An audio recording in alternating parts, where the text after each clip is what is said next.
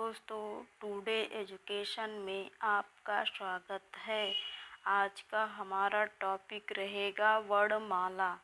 वर्णमाला में आज हम पढ़ेंगे ध्वनियाँ, अल्पप्राण ध्वनि, महाप्राण ध्वनि, सघोष, अघोष आदि।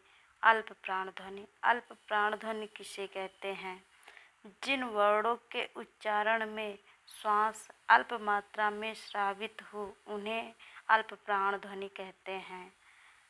यह प्रत्येक वर्ग का पहला अक्षर, तीसरा अक्षर एवं पांचवा अक्षर प्लस अंतस्थ व्यंजन इनके अंतर्गत आता है। जैसे का वर्ग का पहला अक्षर, तीसरा अक्षर, पांचवा अक्षर। का वर्ग का पहला अक्षर का, तीसरा अक्षर गा, पांचवा अक्षर अंगा प्लस अंतस्थ व्यंजन या, रा, ला, वा इनके अंतर्गत आता है। और चा वर्ग का पहला अक्षर, तीसरा अक्षर, पांचवा अक्षर। ऐसे टा वर्ग का, ता वर्ग का, पा वर्ग का पहला, तीसरा, पांचवा वर्ण आता है इनके अंतर्गत। अब महाप्राण ध्वनि। जिन वर्णों के उच्चारण में श्वास अधिक मात्रा में निकलती है उन्हें महाप्राण ध्वनि कहते हैं। यह प्रत्येक वर्ग का दूसरा एवं चौथा वर्ण प्लस ऊष्म व्यंजन इनके अंतर्गत आता है। दूसरा वर्ण मतलब का वर्ग का दूसरा वर्ण खा और चौथा वर्ण घा। चा वर्ग का दूसरा छा और चौथा झा। और ऐसे तीनों वर्ग का मतलब पांचों वर्ग का दूसरा और चौथा वर्ण प्लस ऊष्म व्यंजन सा, खा, सा, हा इनके अंतर्गत आते हैं। नाद की दृष्टि से वर्णों के भेद। नाद की दृष्टि से वर्णों के दो भेद होते हैं, अघोष वर्ण, सघोष वर्ण। अघोष वर्ण जिन वर्णों के उच्चारण में संतंत्रियां झंकृत ना हो उन्हें अघोष वर्ण कहते हैं। यह प्रत्येक वर्ग का पहला एवं दूसरा वर्ण प्लस तीनों सा इनके अंतर्गत आता है। पहला का वर्ग का पहला एवं दूसरा वर्ण, चा वर्ग का, पा वर्ग का, टा वर्ग का, ता वर्ग का।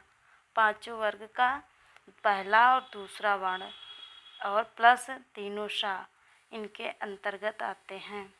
घोष वर्ण। घोष को ही सघोष कहते हैं।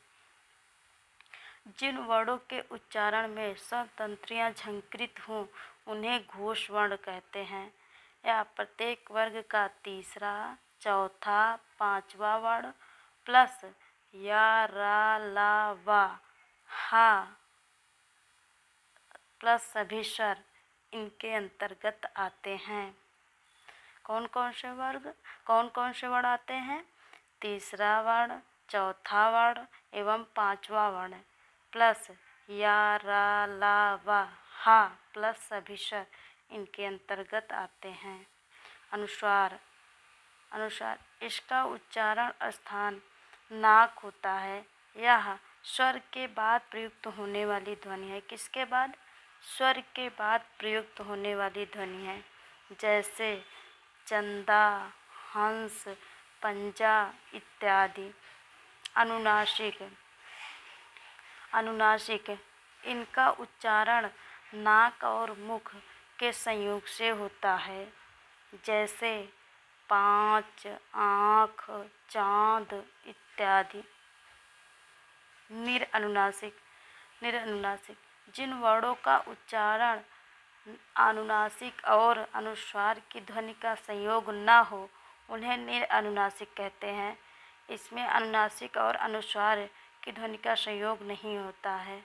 जैसे घर, हल, हाथ आदि। वर्गों का उच्चारण स्थान। कंठ से बोले जाने वाले वर्ण। ह्रस्व आ, दीर्घ आ, का वर्ग, का, ख, ग, घ, अंगा, हा और विसर्ग कंठ से बोले जाते हैं। कौन कौन से वर्ण? आ, ह्रस्व आ, दीर्घ आ, का वर्ग, हा और विसर्ग कंठ से बोले जाते हैं।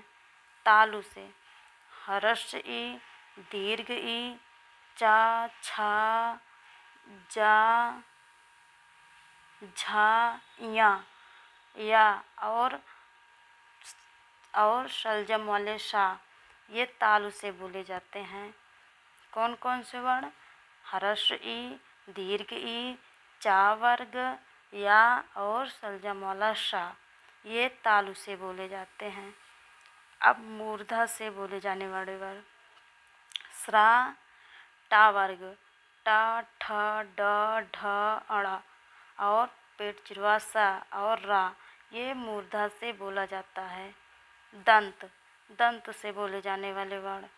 री और ता वर्ग, ता, था, दा, धा, ना, सा, ये सरौता वाला सा और ला, ये दंत से बोले जाते हैं। अब ओष्ठ से बोले जाने वाले वर्ण।